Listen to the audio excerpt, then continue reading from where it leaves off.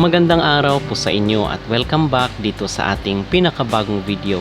Sa vlog na ito is magbibigay tayo ng ating reaksyon dito sa comment ng isang Indonesian na kung saan ay nagsasawa na di umano siya sa puro na lang Pilipina ang mga nananalo dito sa mga beauty pageant. At kasunod ito ng pagkasungkit ni Alexie Brooks ng crown dito sa Miss Eco International nitong nakarang araw. Pero bago ang lahat ay huwag kalimutang mag-like at mag-subscribe na rin kayo para updated kayo sa ating mga latest issue. At isang netizen nga dito sa social media ang nagsabi na kung saan ay nagsasawa na di umano siya na puro lang Pilipina yung mga nananalo at hindi daw talaga nawawala sa limelight. So ito yung kanilang reaksyon matapos na kinoronahan itong si Alexie Brooks bilang Miss Eco International 2025.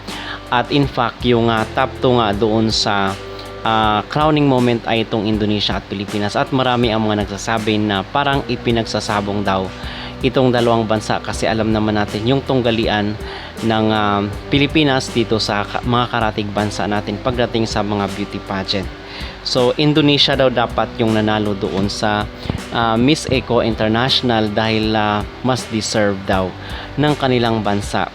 Ang masasabi ko naman dito ay malayong malayo po talaga ang performance ni Alexie Brooks kung ikukumpara dito kay Miss Indonesia na kung saan ay nakita naman talaga natin doon na stand out itong si Alexie Brooks. So in other words ay hindi natin masasabi na dinaya at hindi patas yung naging laban. Talagang pinili lang ng Miss Eco International yung kandidata na deserve na koronahan dito sa Kalang Beauty Pageant para sa taong 2025. So hindi naman rin talaga maiiwasan na mapakomment itong mga taga-ibang bansa. Most especially dito sa Southeast Asia na kung saan ay hindi pa nila maabot yung narating ng Pilipinas pagdating sa mga beauty pageant dahil napakarami na po nating mga coronas pagdating sa mga major pageant kung ikukumpara mo dito sa mga bansa katulad ng Indonesia, ng Thailand, ng Vietnam. So hindi pa po nila malalampasan talaga ang Pilipinas pagdating sa mga beauty pageant. Okay?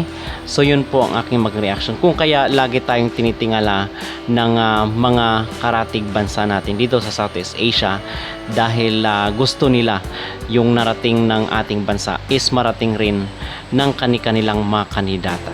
At isa pa ay alam naman natin kung tagilid yung ating mga contestant na ipinapadala sa mga international beauty pageant at alam rin natin kung yung isang Filipina candidate na ipinapadala natin ay dekalibre at alam natin kung dinadaya or patas naman yung laban. Okay, so yun po ang ating maging reaksyon or ating maging komento dito sa mga opinion ng isang netizen sa social media.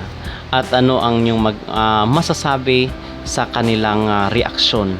Mag-comment down below at huwag kalimutang mag-like at mag-subscribe na rin kayo para updated kayo sa ating mga latest issue.